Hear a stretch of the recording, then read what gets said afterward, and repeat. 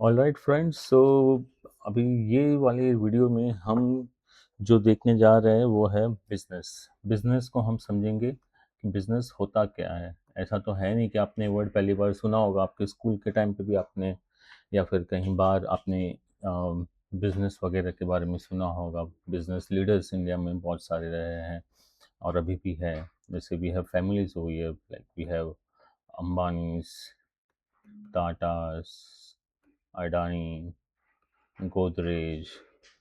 So basically we call them business house. So यहाँ पे अंबानी के लिए रिलायंस हो जाता है, क्योंकि वो रिलायंस के नाम से बिजनेस करते हैं। तो ये जो है वो है बिजनेस हाउसेस आपके। कॉरपोरेट्स बोलो, बिजनेस हाउसेस बोलो, ये सब इंडियंस हैं। बाहर से भी आते हैं, अलग अलग कंपनीज बिजनेस करने आते हैं। तो बेसिकली हम समझने की कोशिश कर रहे हैं कि बिजनेस होता क्या है। तो अगर बिजनेस को अच्छे से समझना है तो एक बात को ध्यान में रखो, और वो है profit. Anything done to earn profit, ये होता है आपका बिजनेस। एनीथिंग डन मतलब any activity which is undertaken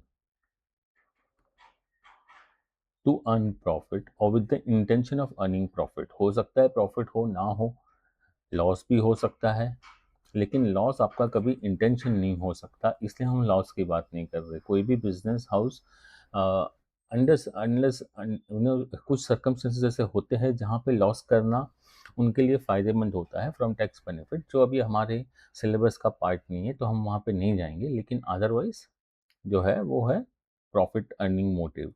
तो ये जो है वो ये प्राइमरी मोटिव है। जैसे क्रिमिनल का मोटिव होता है, क्राइम क्यों किया, तो उसका मोटिव होता है।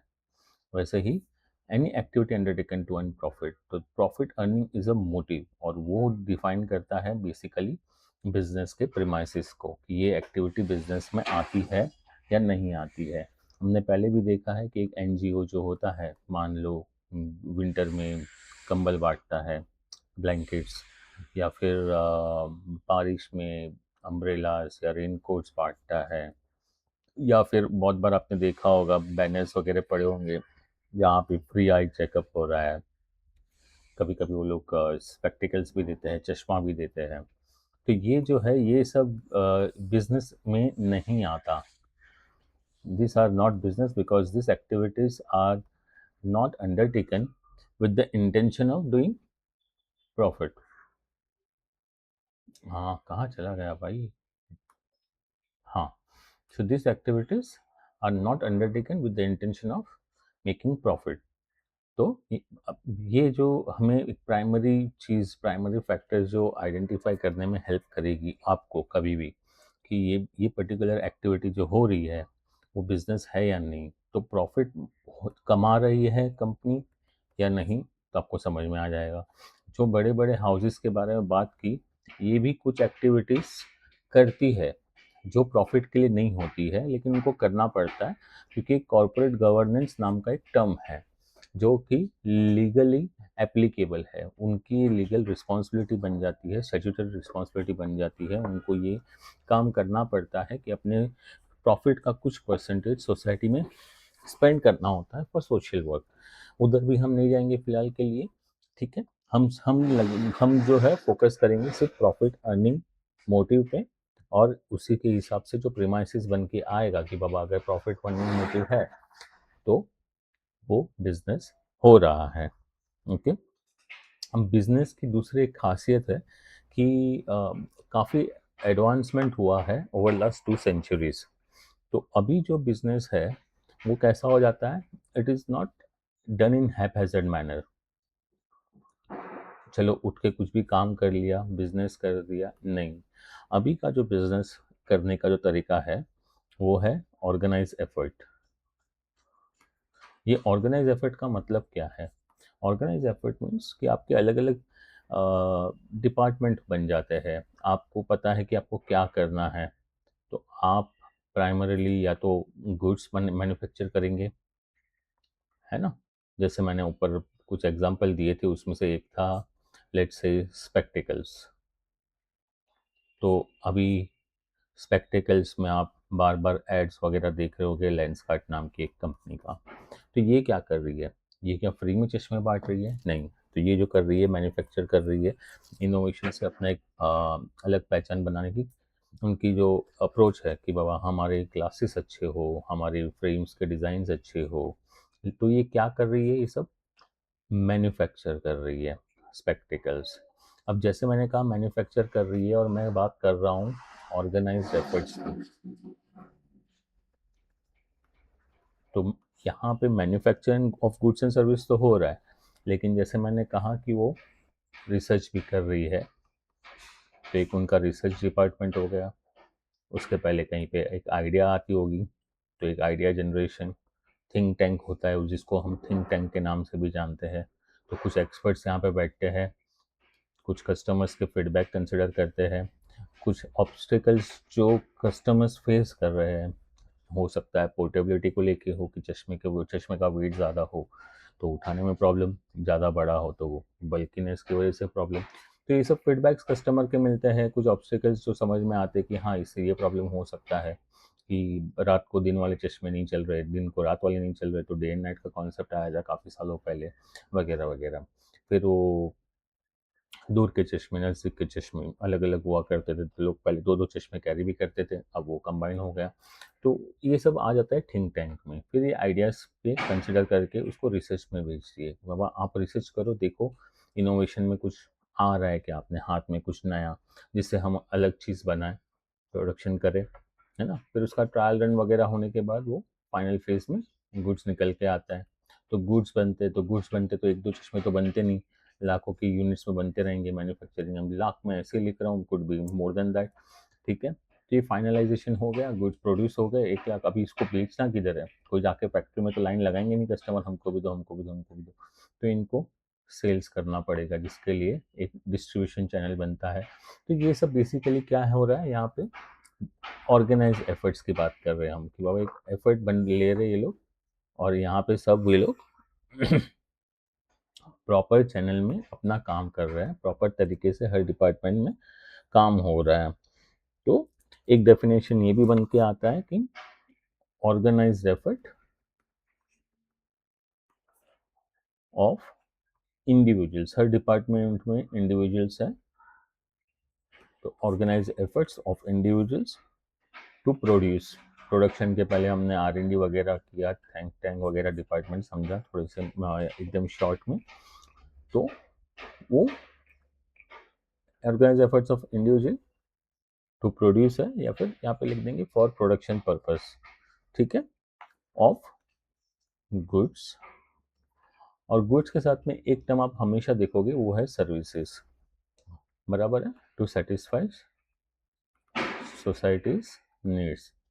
जैसे मैंने ऊपर बताया था कि कस्टमर का फीडबैक कंसिडर करते हैं, क्या प्रॉब्लम आ रहा है प्रोडक्ट में, उसको वापस लेके जाते हैं बोर्ड रूम में, वापस डिस्कशन होता है, वापस R&D होता है, वापस प्रोडक्शन होता है, और फिर वापस मार्केट में लेके आते हैं कि बाबा अब ये ट्राई करो, अब ये ट्राई करो, देखो चल रहा है क्या। फिर वो वापस फीडबैक आएगा, फिर वापस साइकिल। तो इससे क्या होता है, कंटिन्यूस इनोवेशन होता है। लेकिन ये हैphazard मैनर में नहीं हो सकता है, इसके लिए चाहिए ऑर्गेनाइज एफर्ट्स। ठीक है, बात करते हैं थोड़े में सर्विसेज की। तो बहुत बार आपने देखा होगा कि कुछ सर्विसेज हमको सोसाइटी में प्रोवाइड की जाती है, जिसके लिए we are charged. Now this is for sure, मैं पेड सर्विसेज की बात कर रहा हूँ। अपने पड़ोस के बच्चे का कोई एडमिशन फॉर्म भर दिया, स्कूल के एडमिशन का फॉर्म फ्री में, तो वो सर्विसेज नहीं है। लेकिन अभी आप अगर किसी चार्टर्ड अकाउंटेंट के पास जाते हो और उनको बोलते हो कि हमको हमारा इनकम टैक्स रिटर्न फाइल करना है, भाई हमने इतना रुपया कमाया, इस सोर्स ऑफ इनकम से कमाया, ये मल्टीपल सोर्सेज है, यहाँ से हमने इतना रुपया कमाया, इतना खर्चा हुआ और इतना बचा है हमारे पास, तो इसके ऊपर कितना प्रॉफिट आएगा हमको तो समझ में नहीं आ रहा है, और टैक्स कितना भरना है वो तो बिल्कुल भी समझ में नहीं आ रहा है।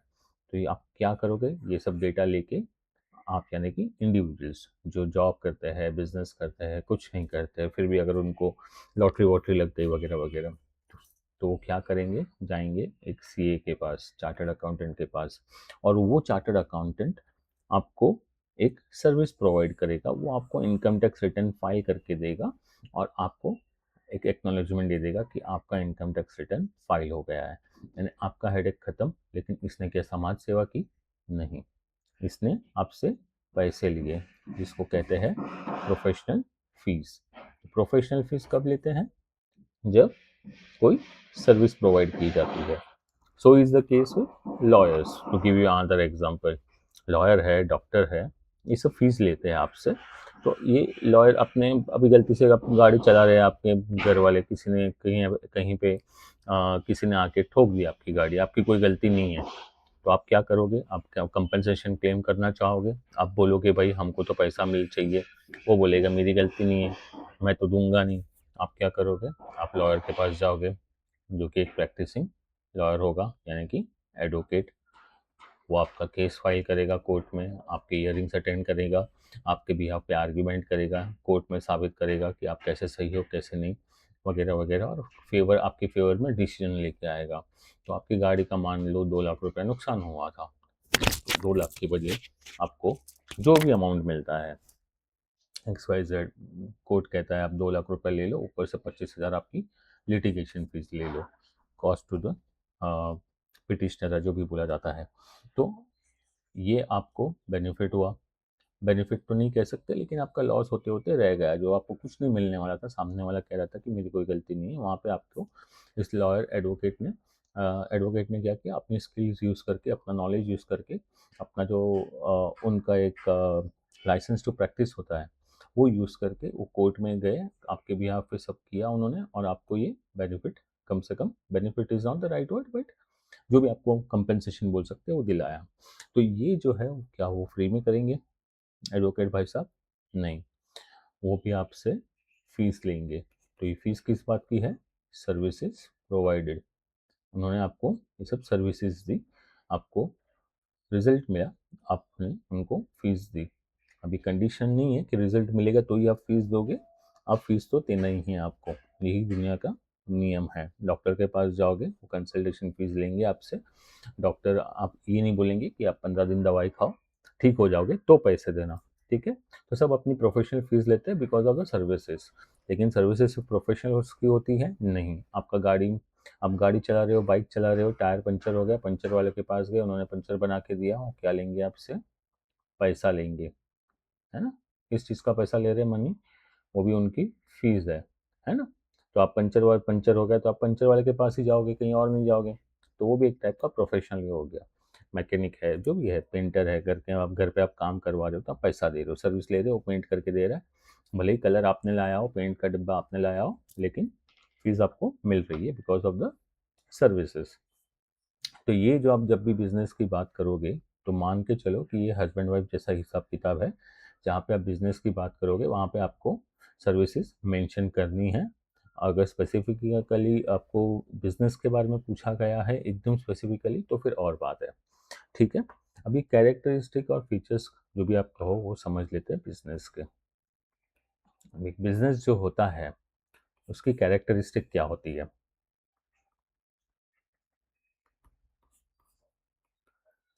ठीक है, तो एक इकोनॉमिक एक्टिविटी है। पहला तो इकोनॉमिक एक्टिविटी मैंने समझाया, पैसा इन्वॉल्व हो गया है।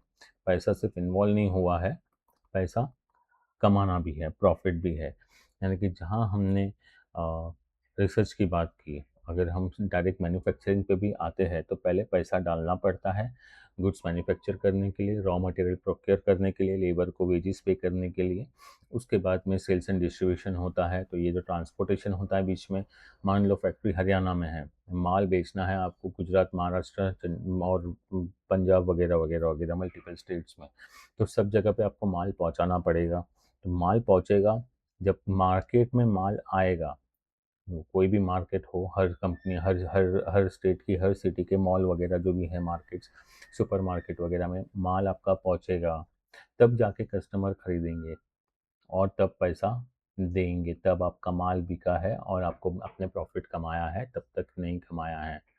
तो पहले आपको रेवेन्यू चाहिए, रेवेन्यू से फिर प्रॉफिट आएगा। तो ये सब चीज़ को आप जब देखते हो तो आप क्या समझते हो कि ये जो है वो और कुछ नहीं है, ये आपकी इकोनॉमिक एक्टिविटी हो रही है यहाँ पे, है ना? With any activity done with the intention of making profit and which involves money of course primarily. दूसरा है टू पार्टीज। अभी टू पार्टीज जो है ना, थोड़ा सा ये आउटडेटेड टाइप्स है, क्योंकि आज के ज़माने में बिजनेस मल्टीपल पार्टीज के साथ में होता है, एक ही दो जन के बीच में ही हो ऐसा ज़रूरी नहीं है, बट एटलीस्ट टू पार्टीज हम कह सकते हैं कि भाई कम से कम एक जन बना रहा है, एक जन बेच रहा है। यानी कि मान लो टाटा कार बना रही है, बराबर है, तो वो जो गाड़ी बना रही है, मेरी मेरी ड्राइंग बहुत बकवास है, लेकिन ठीक है, ठीक है, ये ऐसा अगर चलता है तो ठीक है। टाटा गाड़ी बना रही है, गाड़ी के अंदर स्टेयरिंग है, स्टेयरिंग के ऊपर मान लो एक कवर जो है टाटा दे रहा है आपको लेदर का। तो क्या हर बार गाड़ी बनाएगी जब टाटा मोटर्स के आदमी बाहर जाएंगे मार्केट में उतना सा लेदर लेके आएंगे? नहीं। स्टेयरिंग कवर लेके आएंगे? नहीं। तो क्या करेंगे, मान लो कि वो एक इधर जो गियर का नॉब होता है वो नॉब बनाना है, तो एक कंपनी को वो बोलेंगे भाई हमको दिन के 1000 नॉब वाला कैपेसिटी अगर तुम्हारा रहेगा तो हमको एवरी मंथ हमको 30,000 नॉब्स चाहिए। क्यों? उनको लगता है कि महीने की 30,000 गाड़ी वो बना सकते हैं, और उनको ज़्यादा भी अगर कम भी बनती रहेंगी तो स्पेयर पार्ट के तौर पे यूज़ करेंगे वो। तो बोलेंगे कि भाई हमारा इतना प्रोडक्शन रेगुलर बेसिस पे होता है, तो हमको कम से कम इतने नॉब्स चाहिए। आपके गियर नॉब जो होते हैं, गियर के ऊपर आप गोल गोल जो बॉक्स रहते हो, अगर अभी तो ऑटोमेटिक आ गई है तो काफ़ी चेंज हो गया है, लेकिन मैनुअल गाड़ी में आप देखोगे तो ये चीज़ आती थी। तो ये कंपनी क्या करेगी? ये कंपनी माल बनाएगी, this is party A and will give it to Tata Motors which is party B, बराबर है? वैसा। तो जब एक बड़ी कंपनी बड़ा प्रोडक्ट बनाती है तो हर चीज़ वो खुद मैन्युफैक्चर नहीं करती। कहीं पे वो अपनी छोटी सी प्राइवेट सिस्टर कंसर्न बना देती है कि बाबा ये काम करेगी इसका और प्रॉफिट कमाएगी और फाइल करेंगी। तो उसी की कंपनी होती है, अलग नाम से होती है, और ट्रांसपेरेंसी होती है कि बाबा ये उनकी कंपनी है। और कभी कभी थर्ड पार्टी को प्रोडक्ट्स जाते हैं, और सब्जेक्ट टू क्वालिटी वगैरह अगर उनको लगता है क्वालिटी बराबर है तो वो उनसे माल लेते हैं। तो वो ए टू बी तभी हो गया। लेकिन अगर कोई कंपनी मान लो अम्ब्रेला बनाती है तो वो ए टू बी नहीं होगा बॉस। अगर ये कंपनी है सन अम्ब्रेला, हम ज़्यादा करके देखते हैं मार्केट में अच्छी अम्ब्रेलास में, और भी रहेगी, सन का नाम ध्यान में आ रहा है, तो सिर्फ एक कस्टमर को बेचेगी वो? नहीं। वो क्या करेगी, वो ओपन मार्केट में जाके अपना माल डंप करेगी, और ये मल्टीपल कस्टमर्स हो सकते हैं। इसलिए मैंने क्या कहा, एटलीस्ट टू पार्टीज, दूसरी पार्टी होनी चाहिए कम से कम। एक हो तो भी चलेगा, लेकिन एटलीस्ट टू पार्टीज होनी चाहिए। एक हो मतलब कि एक के सामने एक हो तो भी चलेगा, एक के सामने मल्टीपल हो तो भी चलेगा। ये आपका मल्टीपल हो गया। और आ, फिलहाल के लिए इतना ही इसमें, और आगे हम बढ़ते हैं नेक्स्ट पॉइंट पे। तीसरा पॉइंट जो है वो आपका वो है प्रॉफिट मोटिव। जैसे मैंने पहले ही बताया, ये पूरी मगजमारी इतनी कंपनियां जो है वो मगजमारी क्यों करती है? That is to make money, and making money is nothing but profit.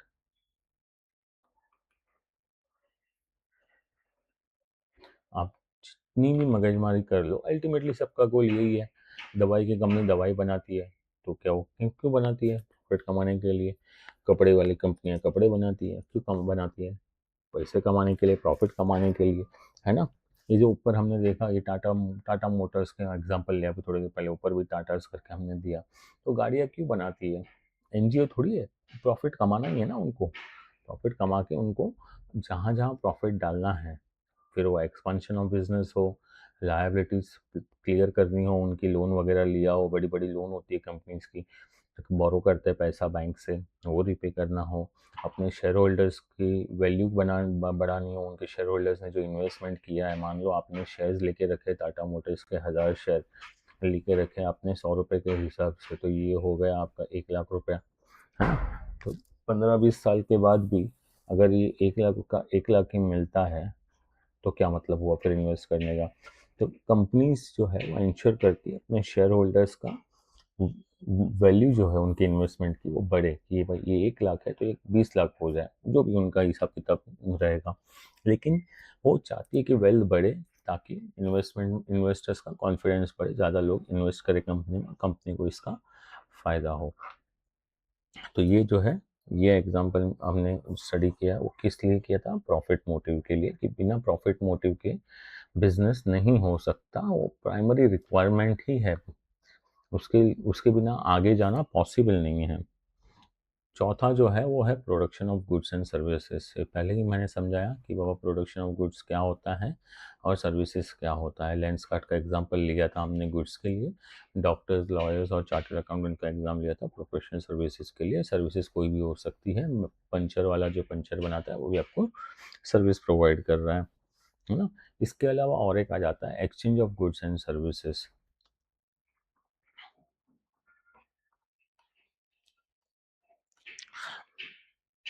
अब हर बार आप जब माल बेचोगे तो ज़रूरी नहीं है कि पैसे के लिए बेचो या फिर सामने आपको पैसा मिले। कभी कभी आपको सर्विसेज रिटर्न में मिल जाती है, कभी कभी गुड्स मिल जाते हैं, है ना। तो अगर खुद के कंजम्पशन के लिए नहीं है, अगर खुद के कंजम्पशन के लिए है तो the person buying the goods and services are called as consumers. खुद के लिए नहीं है तो इट मीन्स कि उनको पास ऑन करना है। यानी कि ए जो है उसने अम्ब्रेला बेची बी को, बी जो है वो क्या कर रहा है, वो खुद यूज़ कर रहा है, तो बी क्या हो गया, कंज्यूमर हो गया। ये बेसिक चीज़ आप यहाँ पे समझ लो, काफ़ी काम की चीज़ है, आगे बहुत काम आएगी। बी कौन है, इंडिविजुअल कस्टमर है आप जैसे। ए कौन है, कंपनी है सन अम्ब्रेला जैसी। लेकिन ए ने सी को बेचा, सी ने कितने अम्ब्रेला खरीदे, 5 लाख। उसको पता चल गया ये सर बारिश बहुत होगी, अम्ब्रेलाज बहुत बिकेंगे, और फिर सी ने जाके सब इंडिविजुअल को अम्ब्रेला बेची मार्केट में। फिर वो बी हो, वो डी हो, वो एफ हो, वो जी हो, जो भी हो, तो ये सब इंडिविजुअल कस्टमर्स हैं। तो यहाँ पे सी जो है वो कंज्यूमर नहीं है, कंज्यूमर तो बी यहाँ पे है, यहाँ पे बी डी एफ जी है। तो सी क्या है सर, यहाँ पे सी है कस्टमर, सी को हम कस्टमर बोलते हैं। जब कस्टमर खुद यूज़ करने वाला हो तो उसको हम कंज्यूमर के नाम से जानते हैं, कंज्यूमर करके जानते हैं। जब वो सिर्फ खरीद रहा है उसमें कुछ करने के लिए तो वो बन जाता है कस्टमर, यानी कि वो लेगा हमसे माल, उसमें कुछ ऐड वगैरह करेगा, आगे बेचेगा। तो मान लो ये सन अम्ब्रेला है, इसने 5 लाख अम्ब्रेला ली, उसने बोला कि भाई तू तेरा टैग मत लगाना सन अम्ब्रेला का, तो ये क्या हो गया, ये सन अम्ब्रेला का कस्टमर हो गया। अभी इसने टैग क्या किया, टैग इसने खुद का लगाया, अल्फा अम्ब्रेलास। तो ये जाके अल्फा अम्ब्रेलास बी को, डी को, एफ को, जी को, किसी को भी बेच सकता है। So C is not the consumer because he is not going to consume it, he is not going to use it, he is going to sell it further after making some changes. He may not make those changes, है ना। तो ये एक important concept ध्यान में रखना है कि what is the difference between consumer and customer। Customer वो होता है जो चीज़ खरीदता है, और कंज्यूमर वो होता है जो एक स्टेप आगे जाता है, मतलब वो चीज़ खुद के लिए खरीदता है। ठीक है। तो यहाँ पे exchange of goods of services में हमने बहुत टाइम पहले बार्टर एक्सचेंज पढ़ा था।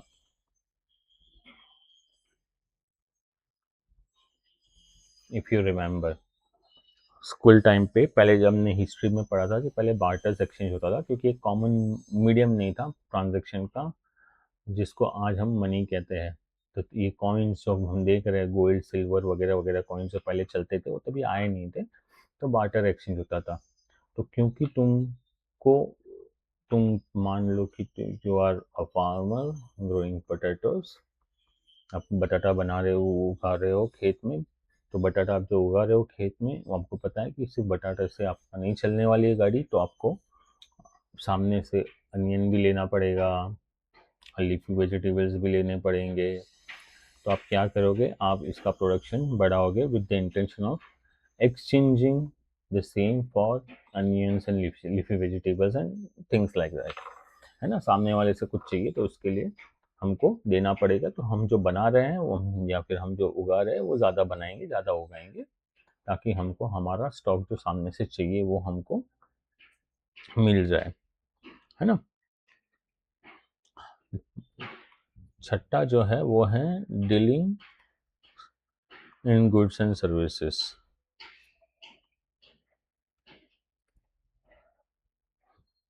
तो ये गुड्स एंड सर्विसेज में डीलिंग होना चाहिए तो उसको बिजनेस कहते हैं। बेसिकली इतना समझ लो कि अगर गुड्स नहीं है और सर्विसेज नहीं है तो बिजनेस नहीं हो सकता है। ये दो में से एक चीज़ कहीं ना कहीं बेसिक होनी चाहिए, फंडामेंटल में होनी चाहिए, मतलब उसके बिना वो बिजनेस नहीं होगा. It should be, there should be something about goods and services which are getting exchanged or sold or provided according to the situation. If it is goods, they have to be manufactured and sold. If it is service, it has to be provided. भले ही वो barter exchange वाला case हो या फिर पैसों के लिए किया जा रहा हो डायरेक्टली, लेकिन उसके बिना नहीं चलेगा. ठीक है.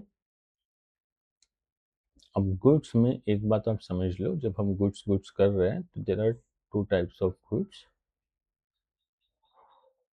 एक होता है आपका कंज्यूमर गुड्स, एक होता है आपका कैपिटल गुड्स. कैपिटल गुड्स में आपका आता है वो गुड्स जिससे आप मैन्युफैक्चर कर सकते हो, जैसे मशीनरी है, मशीनरीज हो गया, फर्नीचर हो गया, प्लांट हो गया. हाँ, ये प्लांट कौन सा है? एक बड़ा फैक्ट्री जैसा रहता है जहाँ पे अलग अलग टाइप की मशीनरीज होती है, तो उसको हम प्लांट कहते हैं. अपना ये इसको आप नॉर्मल प्लांट के साथ कंफ्यूज मत करना. आप जैसे जैसे आगे बढ़ोगे कॉमन वर्ड है और आपको समझ में भी आएगा कि बाबा एक सिंगल मशीन होता है और एक मल्टीपल मशीन होते हैं विद अलग अलग डिफरेंट पर्पज है ना. तो ये पूरा प्लांट बन गया आपका. जैसे कि यहाँ पे आपने आपकी पेन की बॉडी बनाई, यहाँ पे आपने इंक बनाई, यहाँ पे आपने रिफिल बनाई, यहाँ पे आपने निब बनाई, ये चारों असेंबल करके फिर यहाँ पे एक पेन बन के बाहर आ रहा है ना. तो ये सब मशीन अलग अलग है, but then this are machines part of capital good. The entire thing is known as plant, it is also part of capital good.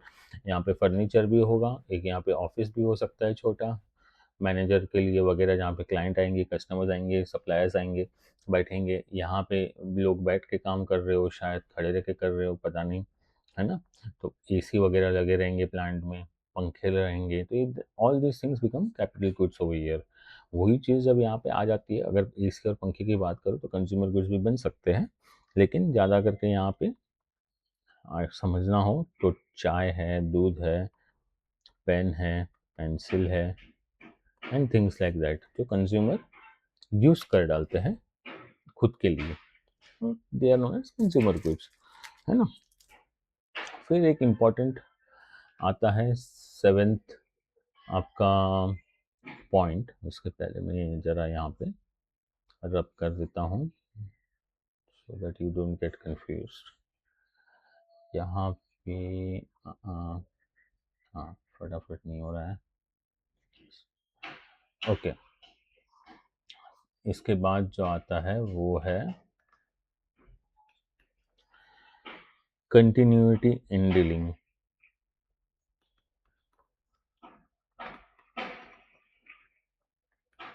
हाँ, यहाँ पे सिंपल सी लैंग्वेज में समझे तो ये समझ लो कि मेरे पास एक गाड़ी थी, है, sorry for the horrible drawing, लेकिन ये मेरी गाड़ी है, बराबर. मैंने इसको 5 साल यूज़ की, ठीक है. After using it for 5 years मैंने इसको बेच दी सेकेंड हैंड मार्केट में, ठीक है, जो भी मुझे अमाउंट मिला हो XYZ. तो मैंने पहले ये गाड़ी को ख़रीदा था और अभी इसको बेच दिया, तो ये बिज़नेस नहीं हुआ. लेकिन अगर मेरे पास सेकेंड हैंड कार का शोरूम है, ठीक है, और मेरे पास बहुत सारी पुरानी गाड़ी है, ठीक है, जो मैं रेगुलर बेसिस पे एक एक करके ख़रीदता हूँ, अच्छी डील मिलती है तो, और उसको फिर जाके इंडिविजुअल कस्टमर्स को सेकेंड हैंड मार्केट में बेचता भी हूँ.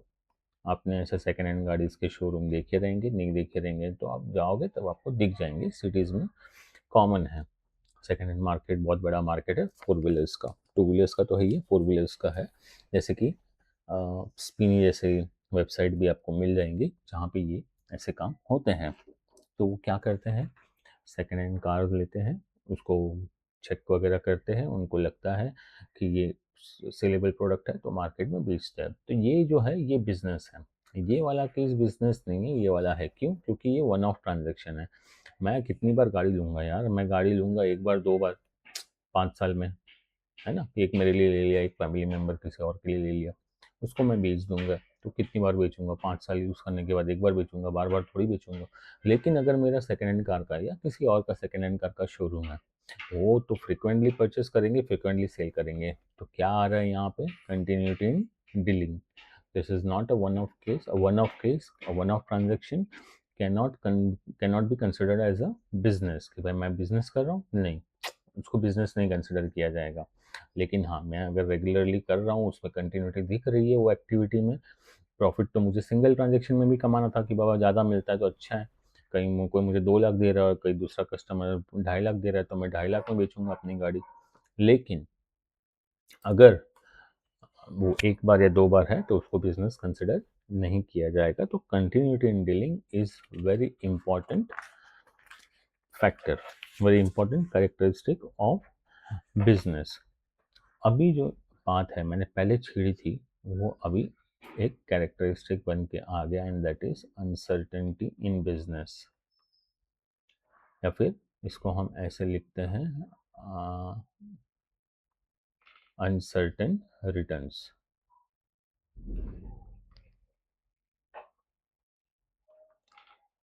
ठीक है। अभी अनसर्टेन रिटर्न्स का मतलब क्या है कि आप हर बार एक्टिविटी अंडरटेक करोगे, गुड्स बनाओगे, ज़रूरी नहीं कि वो सारा गुड्स बिके और आपको प्रॉफिट उतना ही मिले हर बार। तो पहला लॉट मैंने निकाला चश्मे का, सपोज मैं लेंसकार्ट जैसी कोई कंपनी हो, मैंने 1 लाख का लॉट निकाला, 1 लाख चश्मा बनाया मैंने, उसको मैंने टोटल 5 लाख में बेचा, मेरा प्रॉफिट आया 4 लैक्स। ठीक है। दूसरा लॉट निकाला तो ज़रूरी नहीं है कि ये 1 लाख चश्मे का लॉट 5 लाख में बिकेगा, क्योंकि हो सकता है कुछ डिज़ाइन आउटडेटेड हो, कुछ माल टूट जाए, कुछ माल बारिश में एक्सीडेंट हो जाए ट्रांसपोर्टेशन में ट्रक का, है ना? कुछ भी पॉसिबिलिटी है। तो हो सकता है कि ये खाली मुझे 2.5 लाख ही सेल्स ला के दे, तो मेरा प्रॉफिट इसमें हो जाएगा सिर्फ 2.5 लाख रुपया, और सॉरी 1,50,000। यार अज्यूमिंग कि हमको एक चश्मे का यूनिट 1 रुपये में गिर रहा है। ठीक है। और फिर हो सकता है कि हमने जो इनोवेशन कर रहे थे, फीडबैक कर रहे थे, तो वो 1 लाख हमने चश्मे नए डिज़ाइन के साथ बनाए और मार्केट में ये हमको 11 लाख रेवेन्यू लेके आया, तो हमारा प्रॉफिट हो गया 10 लाख थर्ड ईयर में। तो ये जो है ये अनसर्टेन रिटर्न्स है, ये इसकी खासियत है बिजनेस की, ये इसका कैरेक्टरिस्टिक है कि गाड़ी का भी आप रेट देखोगे तो काफ़ी फ्लक्चुएट होते रहता है। उसको जो नए मॉडल्स जो है आते रहते हैं कार्स में, फ़ोन में भी सेम सिनेरियो है। तो पुराना स्टॉक पड़ा है उसका क्या, तो कभी कभी वो बिकता ही नहीं है, कभी डिस्काउंट में देना पड़ता है, कभी रिटर्न्स वगैरह में जाता है, कभी डिफेक्टिव लॉट निकल जाता है पूरा का पूरा, तो वापस लेना पड़ता है कंपनी को। तो वो सब कॉस्ट जो इनकर होता है या फिर लॉसेस छोटे मोटे इनकर होते हैं, सब प्रॉफिट को नीचे लेके आते हैं। लेकिन वो प्रेडिक्ट नहीं किया जा सकता, इसलिए वो जो होता है उसको बोलते हैं अनसर्टेन रिटर्न्स। तो ऊपर भी मैंने बात कही थी कि कोई लॉस के लिए नहीं करता, प्रॉफिट का मोटिव होता है, लेकिन लॉस की पॉसिबिलिटी डिनाई नहीं की जा सकती बिजनेस में, है ना? इसलिए ये फैक्टर ध्यान में रखना बहुत ज़रूरी है कि every time you undertake a commercial activity, profits are not assured and the amount of profit is also not assured, even if it's a profit making business, वो भी कम ज़्यादा होते रहते हैं। और क्यों होते हैं वो मैंने अभी समझाया, जिससे हमारा अगला पॉइंट बन के आता है, वो है एलिमेंट ऑफ रिस्क। एक रिस्क हमेशा बना रहता है, जैसे मैंने बताया आपको कि भाई मेरी गाड़ी जा रही थी ट्रांसपोर्टेशन में, बारिश बहुत थी, दिख नहीं रहा था ड्राइवर को, डैमेज हो गया, टाइम पे माल पहुंचना था, या तो लेट पहुंचा या तो पहुंचा ही नहीं, इसकी वजह से मेरा सेल्स अफेक्ट हो गया, नीचे चला गया, है ना? कभी फैक्ट्री में आग लग जाती है, आपने सुना रहेगा बहुत बार, अपना जो फायर क्रैकर्स की फैक्ट्री है, सिवाकासी बोलते हैं, पता नहीं मैं नाम सही ले पा रहा हूँ कि नहीं, वहाँ पे आग लगती है। तो आग लगती है तो वहाँ पे फायर क्रैकर की फैक्ट्रीज में क्या होता है, बारूद होता है। वो बारूद क्या होगा, बचा रहेगा, वो तो जल जाएगा आग में। तो जितना बारूद जल गया वो तो आउटराइट नुकसान हो गया ना आपका, उतना तो आपका जो क्रैकर्स बनने वाले तो बनेंगे नहीं। ऊपर से फायर क्रैकर्स जो रहते हैं, उसको आपने देखा रहेगा, तो उसका जो आउटर कवर रहता है या तो वो पेपर का रहता है या तो वो स्ट्रिंग जैसे ऑब्जेक्ट का रहता है, स्ट्रिंग स्ट्रिंग ही समझ लो, हम लोग रस्सी बाम वगैरह बोलते थे, अभी तो पता नहीं कौन सा वैरायटी आ गई है। लेकिन आग लगती है तो ये भी डैमेज हो सकता है, ये भी वल्नरेबल है, ये भी जल जाएगा, है ना। तो ओवरऑल क्या हो जाता है, लॉस हो जाता है। ऐसा नहीं कि हर हर बार आग लगती है, लेकिन मान लो 4 बार 4 साल 5 साल में एक बार भी लग गई आग गलती से, तो नुकसान तो भारी करेगा।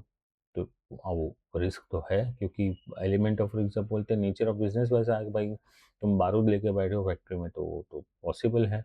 फिर वैसे ही पेरिशेबल गुड्स की केसेस में होता है कि आप अमूल का नाम तो आपने सुना होगा, तो अमूल की जो जहाँ पे ये पैकिंग वगैरह होता है, मान लो वहाँ पे कहीं पे कुछ कैसे कहें, हाइजीन मेंटेन नहीं हो पाया, जो उनकी रिक्वायरमेंट है वो हिसाब से कुछ अनहाइजीनिक चीज़ हो गई, तो उसमें क्या होगा, मिल्क जो है वो ख़राब हो जाएगा दूध।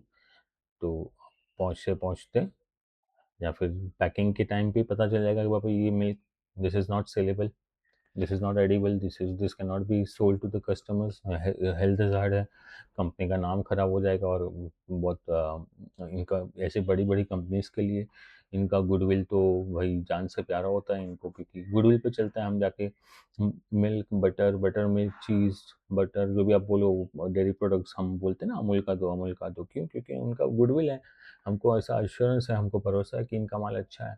तो इनका माल अच्छा है, लेकिन इनके यहाँ पे भी रिस्क होता है कि भाई माल ख़राब हो सकता है, तो इनको ही ध्यान रखना है कि वो ख़राब माल यहाँ पे ना आए। लेकिन मार्केट में ख़राब माल नहीं आता, इसका मतलब ये नहीं कि कभी माल ख़राब नहीं होता रहेगा। उनका क्वालिटी चेक अच्छा होगा तो ये जो फाइनल स्टेज है, वो माल कंपनी के बाहर निकलेगा नहीं, वहीं पे रुक जाएगा, माल अटक जाएगा। तो कभी कभी हम शॉर्टेज भी एक्सपीरियंस करते हैं। अब ये बात और है कि हमको थोड़ी पता चलेगा, कंपनी थोड़ी बोलेगी हमारा माल ख़राब हो गया, लेकिन पॉसिबिलिटी है कि बाबा दूध की आइटम है, डेयरी प्रोडक्ट्स है, तो ख़राब हो सकते हैं। मिठाई वगैरह बनाती है, अब तो अमूल भी मिठाई बनाती है, लेकिन अदरवाइज़ जो स्वीट्स बनाते हैं, जो मिठाई वाले रहते हैं, उनके यहाँ पे भी रिस्क होता है बिज़नेस में कि बाबा यार कहीं चीज़ ख़राब हो गई, शक्कर कम ज़्यादा हो गई, माल बिकेगा नहीं बिकेगा, जो भी है ना। तो ये element of risk her business में होता ही है, तो उसको साथ में लेके चलना है, और ये बहुत इम्पोर्टेंट फैक्टर है at every stage of business, especially when businesses are the nature of business such that businesses become vulnerable. जैसे मैंने बताया कि फायर क्रैकर की फैक्ट्री में यहाँ वहाँ, मतलब जैसे भी उनका अरेंजमेंट रहेगा, मैं तो कभी विजिट किया नहीं मैंने, लेकिन बारूद से भरी रहेगी भाई फैक्ट्री, तो यार उनका रॉ मटेरियल है, वो रॉ मटेरियल है, तो यू नीड टू इंश्योर कि आग ना लगे। लेकिन फिर भी हमने सुना है कि लगी है, तो लगी है तो वल्नरेबिलिटी थी, रिस्क था, उन्होंने लिया कि भाई चलो ठीक है, हम मैनेज करेंगे रिस्क, हमको प्रॉफिट कमाना है। तो ऐसे ही दूध में है, अमूल दूध में, तो अमूल एग्जांपल दे रहा हूँ, उसके बहुत सारे मिल्क है, मिल्क प्रोडक्ट्स है, डेयरी प्रोडक्ट्स है ना, स्वीट्स में है। तो अलग अलग बिजनेस के अलग अलग रिस्क होते हैं, लेकिन रिस्क, एलिमेंट ऑफ रिस्क रहता ही है, नहीं रहता है ऐसा नहीं है। और 10th है customer satisfaction, which is very very important. Customer satisfaction के बिना बिजनेस तुम्हारा ज़्यादा टाइम नहीं चल सकता। तुम जब एक मार्केट में प्रोडक्ट लाते हो, तो तुम ध्यान में रखते हो कस्टमर की रिक्वायरमेंट क्या है, कस्टमर को क्या चाहिए, ये ध्यान में रख के तुमने प्रोडक्ट इंट्रोड्यूस किया है मार्केट में। और मार्केट में प्रोडक्ट इंट्रोड्यूस करने के पहले तुम्हारे ये डिपार्टमेंट में तो तुमने मेहनत की है, R&D, इनोवेशन, तुम्हारा मैन्युफैक्चरिंग, तुम्हारा सेल्स एंड डिस्ट्रीब्यूशन में ट्रांसपोर्टेशन, फिर तुम मार्केट में माल लेके आए। अब ये जो है, यहाँ पे आने के बाद कस्टमर्स आर नॉट सेटिस्फाइड, तो ये माल तुम्हारा प्रॉफिट में कन्वर्ट होगा नहीं, रेवेन्यू में कन्वर्ट होगा नहीं, और ये वापस ये जो है, ये यहाँ से ऐसे घूम के यहाँ पे आएगा नहीं। तो ये साइकिल तुम्हारी कंटिन्यूस चलनी चाहिए। जो हमने कंटिन्यूटी इन डीलिंग की बात की, वो कैसे चलेगी, वो ये साइकिल है, वो चलने के लिए it is of Paramount importance that your customer is satisfied with the product. अभी मैंने अमूल का एग्जांपल दिया, तो हम अमूल का प्रोडक्ट क्यों मांगते हैं? Because we are satisfied with the quality. I am not saying it is best और not, I am not commenting upon it, लेकिन एक सेटिस्फेक्शन है हमको कि भाई हाँ, हमने अमूल मिल्क यूज़ किया, तो हो सकता है वो गिर गाय जो रहती है, E टू काउ मिल्क हम जैसे बोला जाता है, वो क्वालिटी का मिल्क ना हो, है ना। ये A2 काउ मिल्क जो आता है वो तो कुछ 80 90 100 रुपये लीटर आता है भाई, है ना। और अमूल का आता है वो कुछ 60 70 रुपीज़ के रेंज में आता है यूजुअली, राइट। तो हम ये मिल्क लेके हम सेटिस्फाइड है, हमारा पर्पस सर्व हो रहा है तो हम हमारा कस्टमर सेटिस्फेक्शन है करके अमूल का जो साइकिल है, बिजनेस साइकिल, वो भी चल रहा है। अगर कोई उस अमूल के अलावा काफ़ी सारी कंपनी मार्केट में आके गई, और बहुत कम कंपनीज है जो टिक पाई है डेयरी में, जैसे कि गोवर्धन मिल्क है, फिर ब्रिटानिया का आप चीज़ वगैरह खाते हो, है ना। और भी कोई रहेगा, मैं उसमें नहीं जा रहा हूँ, लेकिन until and unless customer satisfaction नहीं है, ये सब कंपनीज है इंक्लूडिंग अमूल, उनका बिजनेस साइकिल चलता नहीं रहेगा। Somewhere they will have to think about customer satisfaction, because only customer satisfaction turns your capital that you have invested in the business into profit, है ना। ये कैपिटल जो आप लगाते हो प्लांट एंड मशीनरी में, रॉ मटेरियल में वगैरह वगैरह, ट्रांसपोर्टेशन वगैरह में खर्चा करते हो, सेल्स एंड डिस्ट्रीब्यूशन में, वो सब अगर प्रॉफिट में कन्वर्ट नहीं हो रहा है तो एवरीथिंग इज वेस्ट। तो ये जो यहाँ से कन्वर्शन है, इसके बीच में customer satisfaction plays very important role. इन्होंने माल खरीदा, इनको सेटिस्फेक्शन मिला, तो इन्होंने प्रॉफिट दिया आपको, आप वापस आओगे तब ये वापस लेंगे, वरना वन टाइम कस्टमर के बेसिस पे माल नहीं चलता। हम अमूल का मिल्क एवरीडे पीते हैं, एवरीडे यूज़ करते हैं, है ना। वो क्यों करते हैं? क्योंकि हम वापस जाएंगे तो हम अमूल का मिल्क ले लेंगे। क्यों? क्योंकि we are satisfied with our last times experience. अगर वी आर नॉट सेटिस्फाइड तो हम इसको वापस बिजनेस नहीं देंगे, इसका सेकेंड टाइम ही साइकिल अटक जाएगा, हाई प्रोबेबिलिटी ये बिजनेस का साइकिल अटक जाएगा। जित पहली बार तो हम आंख बंद करके ले लेंगे कि नई कंपनी आई है मार्केट में, तो प्रॉफिट एक बार कमा लेगा। जब यहाँ से वो साइकिल फिर से स्टार्ट करने आएगा अपना रेवेन्यू लेके या प्रॉफिट लेके, तो वो सोचेगा कि यार एक बार मेरा माल बिक गया, मैं और ज़्यादा कमा लेता हूँ। क्या होगा? नहीं कर पाएगा वो, क्योंकि लास्ट टाइम कस्टमर माल लेके गया था, ही वॉज नॉट सेटिस्फाइड, वो वापस माल नहीं लेगा। दुकान वाला कितना भी कन्विंस करे, माल नहीं उठाएगा, है ना। तो customer satisfaction is of Paramount importance, very very important factor. Businesses cannot ignore that particular feature of business, especially in today's age जहाँ पे सोशल मीडिया है, रिव्यूज़ लोग ऑनलाइन डालते हैं। आप अमेजोन से भी चीज़ें खरीदते हो तो आप रिव्यूज़ देखते हो, फीडबैक देखते हो एक बार कि बाबा लोगों को क्या कहना है। भले वो फीडबैक असली हो नकली हो, वो हमारे डिसीजन को इन्फ्लुएंस करता है। अगर नेगेटिव रिव्यू है तो हम सोचते कि मैं रिस्क ले लूँ क्या, मेरा कितना रुपए का नुकसान होगा, 500 रुपये का, चलो वहाँ पे आप एक बार ले भी लोगे, लेकिन फिर उसके बाद अगर आप भी डिससेटिस्फाइड हो गए तो कस्टमर नहीं बने रहेंगे, कस्टमर दूसरे कंपनी के पास चले जाएंगे जो कम बिजनेस अफोर्ड नहीं कर सकते। 5 साल टाटा की गाड़ी चलाने के बाद टाटा एक्सपेक्ट करेगा कि वो कस्टमर वापस 5 साल के बाद आएगा, तो तभी कोई नई गाड़ी जो अवेलेबल रहेगी मार्केट में टाटा की, वो वही खरीदे, ना ही ह्यूंडई के पास जाए, या ह्यूंडई जो भी उसको कहते हैं, या फिर वो मारुति के पास जाए, राइट। फिर वो फ़ोन में भी सेम है, इसलिए फीचर्स नए नए देते रहते हैं आपको कि बाबा ये पहले से अच्छा है, पहले से अच्छा है, पहले से अच्छा है, ताकि आप जाओ उनके पास और पिछला एक्सपीरियंस और नई एक्सपेक्टेशन मीट कंबाइन करके आप जाओ, आपको एक वो ऐसा प्रोडक्ट दे दे। तो ये जो था, ये हमारा बिजनेस के हमने 10 फीचर्स समझ के लिए है। This are all are 10 features just to revise. तो बिजनेस के कैरेक्टरिस्टिक में इकोनॉमिक एक्टिविटी समझे हमने, एटलीस्ट 2 पार्टीज होनी चाहिए, प्रॉफिट मोटिव तो होना ही चाहिए, वरना बिजनेस किस काम का, क्या कहा ही नहीं जा सकता business. Production of goods and services, इसके बिना बिजनेस नॉट पॉसिबल। आप या तो गुड्स बना के बेचोगे या तो सर्विसेज प्रोवाइड करोगे जिसके बदले में आप पैसा लोगे। एक्सचेंज का पॉसिबिलिटी बहुत कम हो जाता है आज के ज़माने में, लेकिन फिर भी कहीं कहीं कुछ कुछ सेक्टर्स में होता है, तो बार्टर्स एक्सचेंज बोलते हैं उसको, जो पहले के ज़माने में होता था, है ना। आलू के बदले कांदा ले लो वगैरह वगैरह। Dealings in goods and services, dealings उसी में होगी, गुड्स एंड सर्विसेज नहीं है तो बिजनेस नहीं है, वो कुछ और है।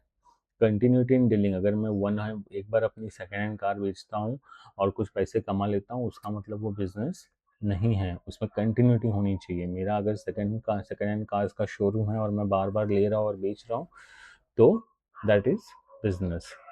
फिर अनसर्टेनिटी, प्रॉफिट और लॉस दोनों हो सकते हैं, मुझे पता होना चाहिए कि बाबा मेरे सिर्फ प्रॉफिट ही होते रहा तो भी वो उसका क्वांटम कम ज़्यादा होगा, कभी कम प्रॉफिट कभी ज़्यादा profit, so on so fourth. एक एलिमेंट ऑफ रिस्क हमेशा रहता है कि तुम्हारा गुड्स आउटडेटेड हो जाए, स्टेल हो जाए, तो उसकी लाइफ साइकिल या फिर मार्केट में डिमांड कम हो जाए, ख़त्म हो जाए, है ना। एक टाइम पे यहाँ पे फिर से एग्जांपल दे दूँ, आप लोगों को पता नहीं होगा, एक पेजर नाम की चीज़ थी जो कि बड़ी प्यारी थी, जो अभी नहीं है।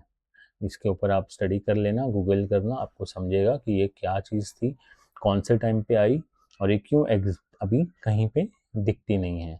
तो आपको समझेगा कि रिस्क क्या होता है, क्योंकि बहुत सारे कंपनी से भी बनाने लगे थे पेजर अभी, है ना, जो अभी वो नहीं है। और फिर जो लास्ट है वो कस्टमर सेटिस्फेक्शन। आपका बिजनेस साइकिल अगर आपको चाहिए कि चलता रहे तो customer satisfaction is of Paramount importance, वरना वो नहीं चलेगा, आप कितना भी रिस्क लेने को रेडी हो, है ना। इसलिए customer satisfaction is very important. ठीक है, अगली बार जब मिलेंगे तब हम प्रोफेशन के बारे में बात करेंगे ऐसे ही डिटेल में। Thank you so much.